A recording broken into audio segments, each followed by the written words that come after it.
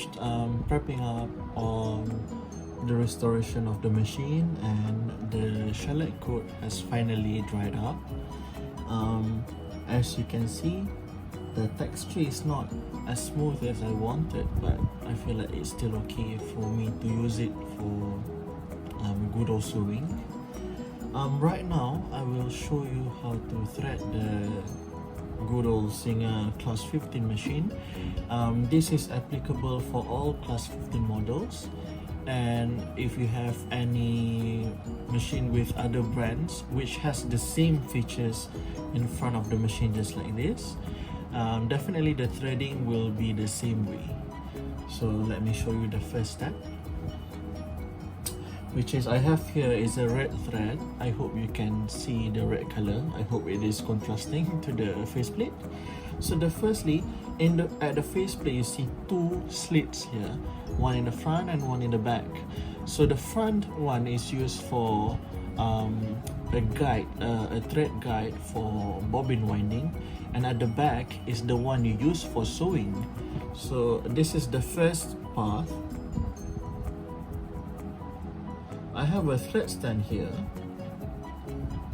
It is up to you whether you want to use it or not. Like for me, I prefer to use it because I have found that without the thread guide, I mean for at the spool part, if you don't have a guide there, you would have an additional tension to your thread as you sew, besides from the thread tension here. You can see this from the featherweight shop videos in YouTube. I think they touched about that topic once before. So now I choose to use a thread guide on the thread spool part. Let me show you. There. There's one long metal pole on the spool pin which I use as the thread guide. So back to the threading. A bit more. Alright, once you have reached on the first path, you have to make sure the thread goes through the tension disc. Make sure your presser foot is up, because if it's down, let's say if you have this machine and older, you would have tension release pin inside it. Once you put the presser foot up, it will push the pin out so that your disc will have small gap between them, so the thread can pass through. Because if you put it down and the pin is not released, it is set into the tensioner, your thread will not go fully inside between the disc, and you will end up having no tension at all because it is not included between the disc. So put it up, make sure it goes through. You can pull on top first and then make sure it goes through. And this is the crucial part. The thread goes under the metal guide here, and then it goes on the top, and this is where you have a spring. The setting of the spring might differ if you have a different model of machine, but for Singers, once you go from the top of the metal bar and then you go inside the loop of the spring, voila. And then from there, make sure your thread is sharp and wet and pointed so that it can go through holes easily. So go through the take-up lever,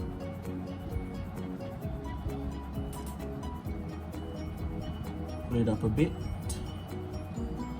there, and then you go through the second thread guide, there. On older models, maybe you have to go through like this, but I found I think the more recent models of Singer makes it easy, because there's a small gap between the thread guide and the faceplate, and you can simply slide the thread into. You can see me doing it there. You don't have to put it through the eye of the needle, air quoting it. It is in the second thread guide, and then the third one will be on the needle clamp screw there, and then finally you thread your needle. Always remember, for all class 15 machines and class 66, 185, 192, the threading goes from the left to the right. The right being here, this part facing the pillar or the arm of the machine.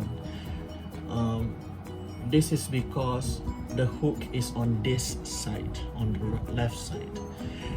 This one is different for model 201. Just in case you have one, the threading is on the reverse side.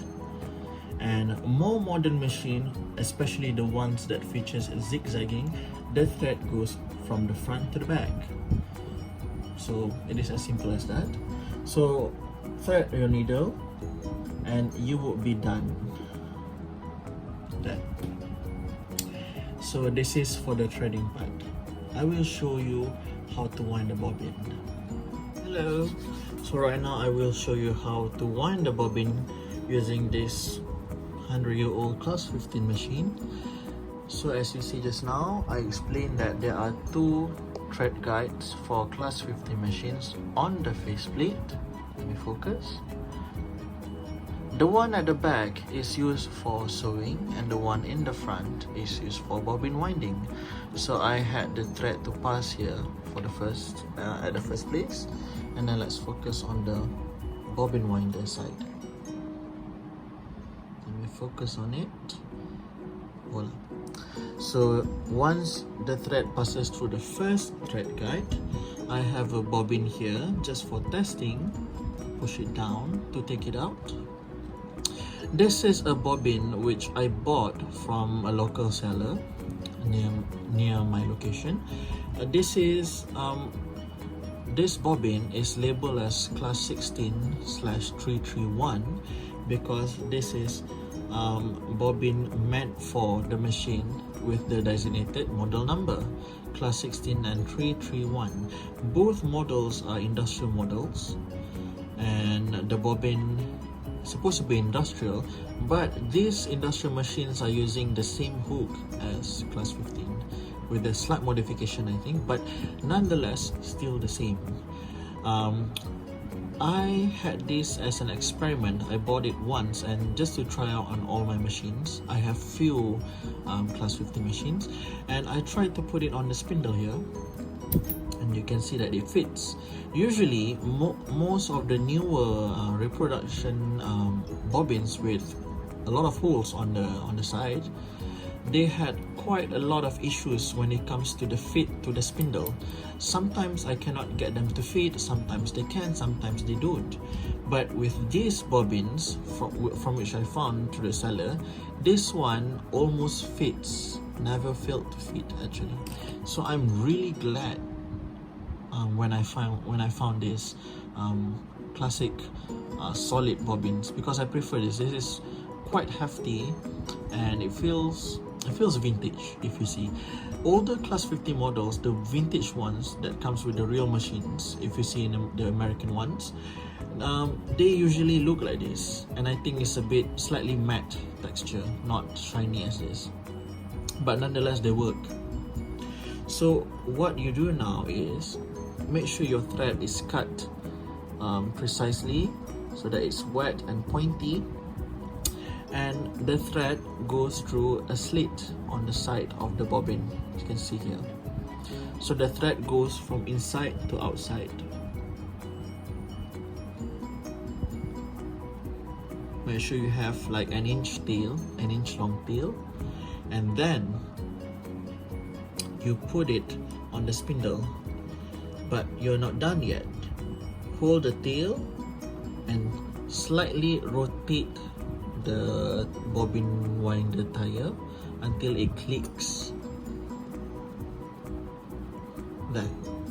Because the spindle has one notch to fit on the slit on the other side of the bobbin, so that when the tire moves, the bobbin moves together with it. So once you had it there, push it upwards. Usually for other class 15 machines, you will push it downwards. Let me focus it. Let's say you have most of the younger, I would call them younger class 15 models, they would have the bobbin winder on the top. So if it is on top, you just push it down so that the tire gets into contact with the balance wheel. But here you just push it upwards, slight move. And then if your bobbin winder is cam driven style, make sure your thread goes through the slit of the finger first, and then on the thread guide below it. There, I hope you can see it. This is as close as it gets. I hope. There, good. So it goes on the finger first, and then on the thread guide below. Pull it taut, and then just rotate the balance wheel slowly with hand. I set up this machine to be treadled, so I'm using a foot powered pedal. Use your hand first if this is something new to you. Once there are like few turns, then you can go on with treadling. So here it goes.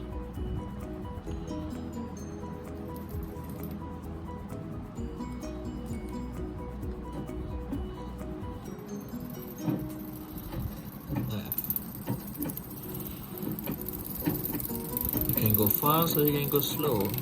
It's all up to you. Hold on, I think the tire has lost contact with the there. Sometimes old machines, they tend to get loose. Just make sure you hold the winder.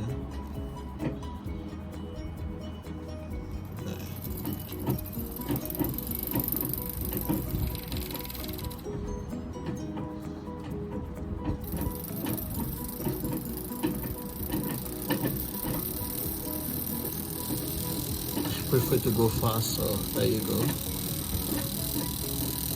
Usually they will stop by themselves. Oops, see?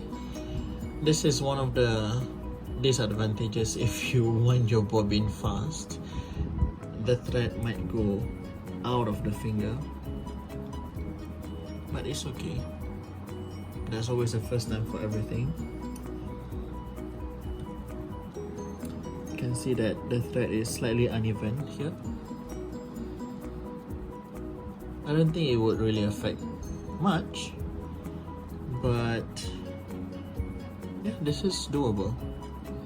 So remember, if you wind your bobbin, go slow first, especially when you treadle.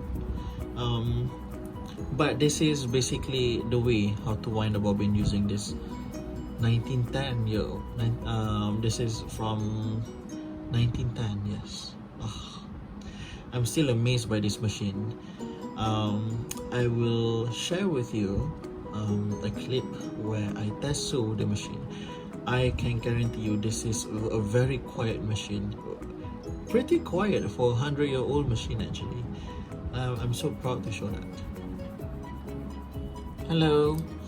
So I'm setting up my machine for a test sew. So the bobbin which I wound just now, I will show you how to put it inside the bobbin case. There are a few types of cases which the class 15 uses. So for earlier models, from I think it's like 15-22 and 1580, uses this is what we call a 1 o'clock bobbin case, because the finger goes to, if you see it from this way in a clock view, an analog clock, definitely the finger points at, you can guess, slightly to the 1 o'clock direction.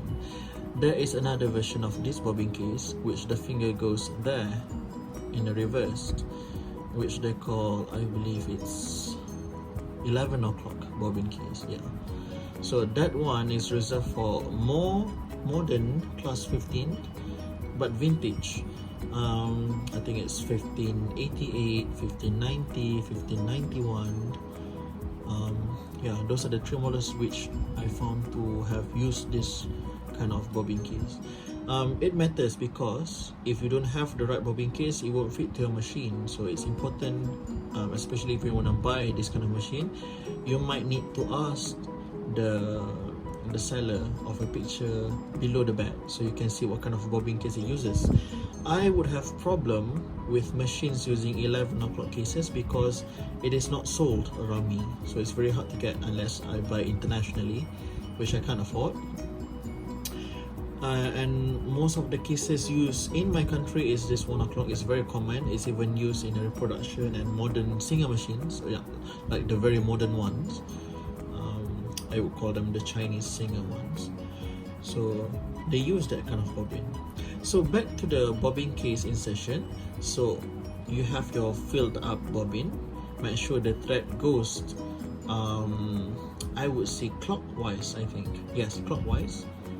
And then go to the first notch here, insert it, and your thread goes through the slit here. Pull it fully down until it clicks behind the slit. You can see here. So when you pull it, the bobbin goes clockwise. Easy as that. And just insert it. Make sure when you insert it inside the machine it clicks, because if it doesn't, the finger will be wobbly and it will affect your stitching. Sometimes it might even break your needle, so be careful on that.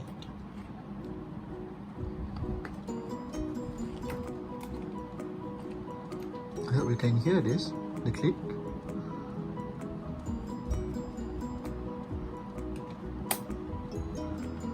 Oh, there. I think it is snug. So I will focus this video on the needle section so you can see.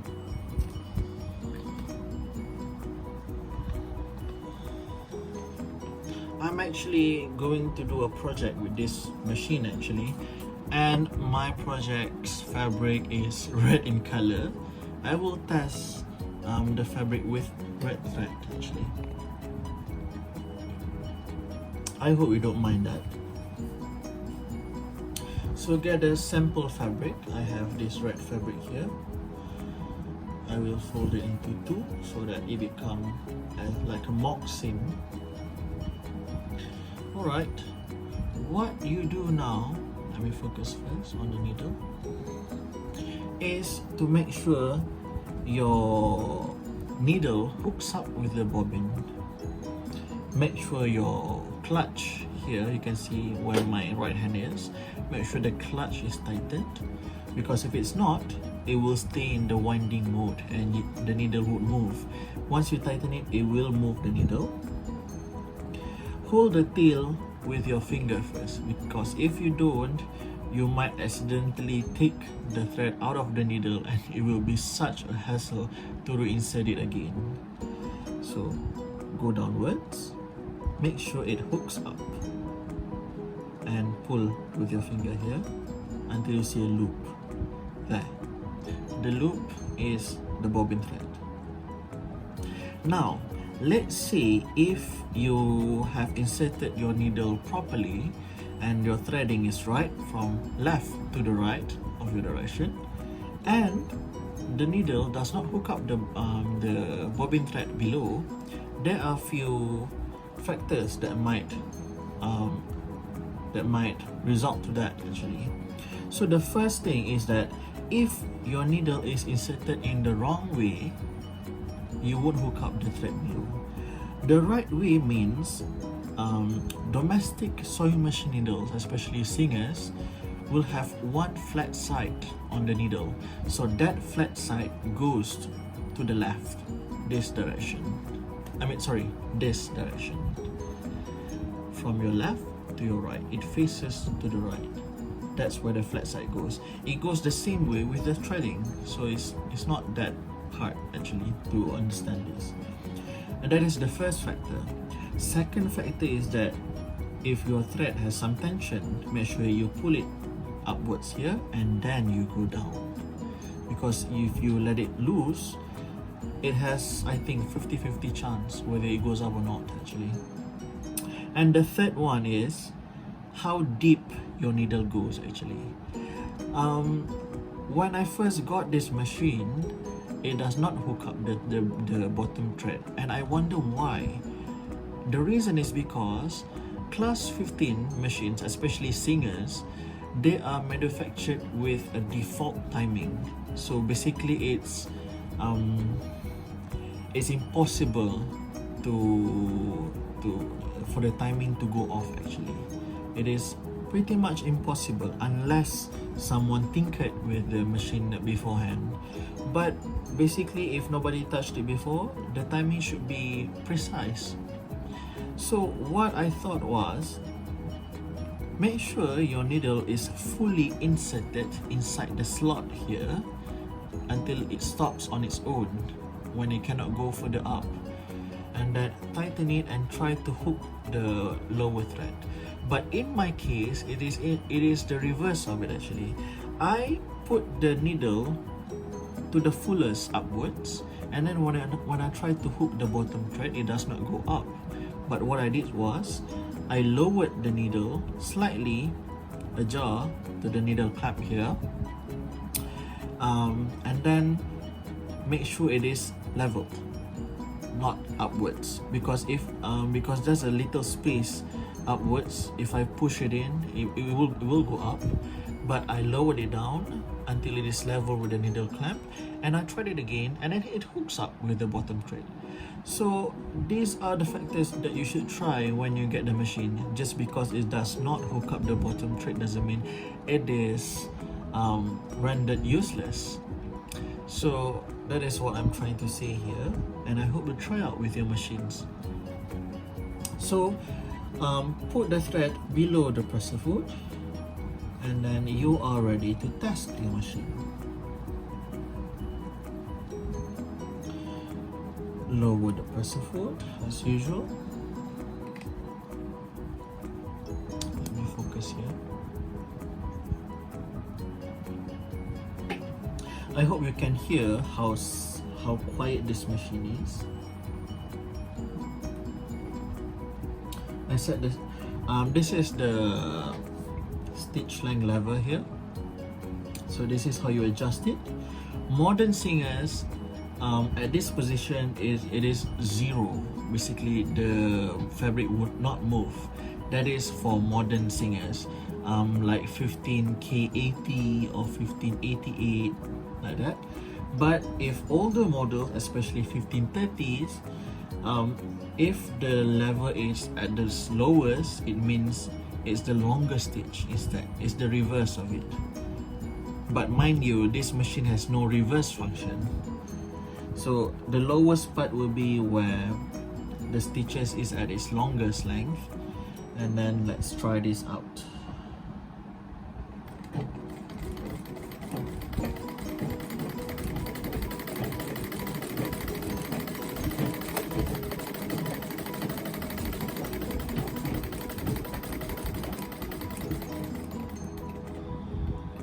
I think I'm having some problem here.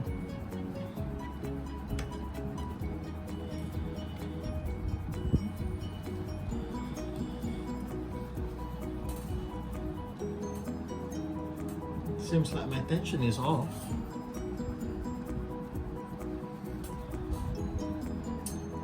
Let's try it again.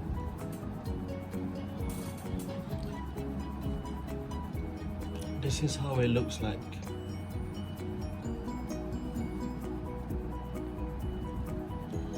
This is the top and this is the bottom. I think this is quite common for first time sewers or seamstresses. Before you start any project, make sure you test out your machine, whether its stitch is good or not, and you have to tinker. It seems like a lot actually, but what we are doing is that this is basic stuff that you do to your machine. First, you learn how to thread and to wind the bobbin, and second, you must learn how to tinker the tensioner. There are two things you have to tinker when you want to adjust the tension of your thread. I will go upwards. It is this, the top thread tensioner, and this is presser foot pressure screw. This controls the pressure of your presser foot, because whether you know it or not, your presser bar pressure sorry, will affect your stitching, because if you put too much pressure on your presser bar, on your presser foot, it will squish the fabric downwards, and if you set your stitch to be long, it will be quite short as a result from that. So it has to go hand in hand, both of them. So since I had loops on the lower I had the loops on the underside of the seam, that means my top thread has very little tension, so screw it towards you adds more tension. If you screw it anti-clockwise against you, away from you, you are reducing the tension. So I'm going to put some tension here, and then let's try this again.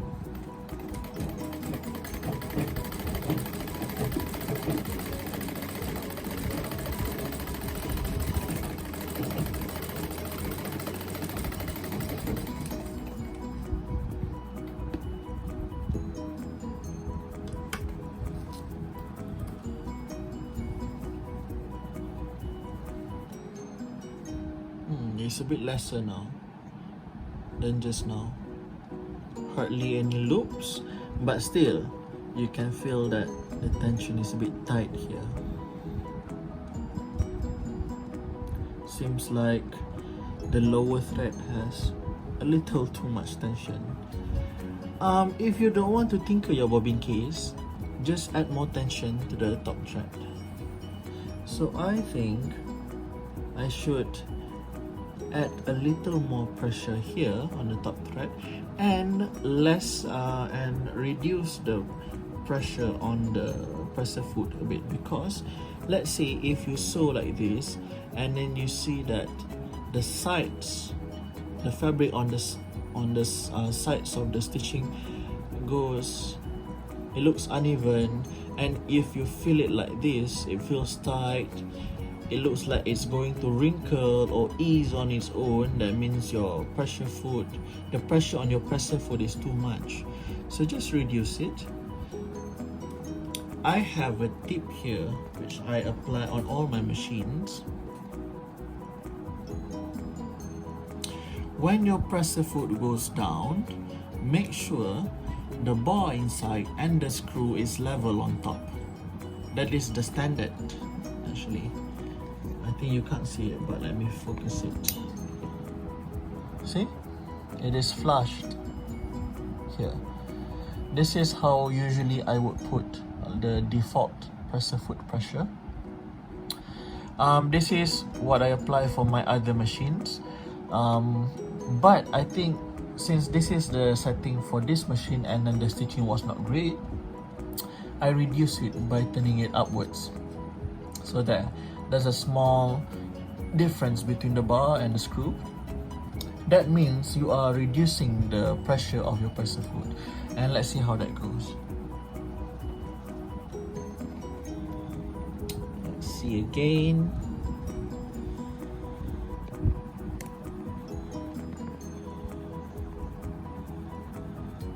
That. Let's try again.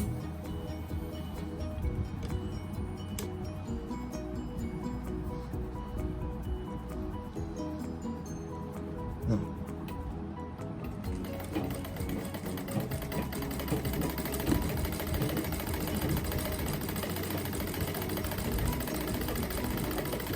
Seems like it's getting better. There's no strain to the thread and the fabric, so it seems like, let me focus on this. So it seems like the stitching is all good now, as you can see. So this machine, the longest stitch it can do is 6 stitches per inch, and I think that is quite big actually, quite large. 6 stitches per inch is not what I usually put for my garments. This is the top side and this is the underside. I reckon it looks good, doesn't it? So that's how you tinker with your machine head to produce a good stitch. Always remember, it's a good relationship between the screw of the foot pressure, the top thread tension, and if necessary, and only if necessary, you adjust the tension on your bobbin case. So I think that's all for this. Thank you for watching my restoration videos from start until the end where I test the stitching here. Can't be thankful enough, and I'm a very lucky seamstress to have acquired this 110-year-old machine which still works today. So always remember, there's always hope for you sewing machine collectors out there. If you found a very rusty machine, if you're in the mood for some experiment and some play, you can try whatever I did for my machine, and I hope it works on you. So thank you for watching my journey here.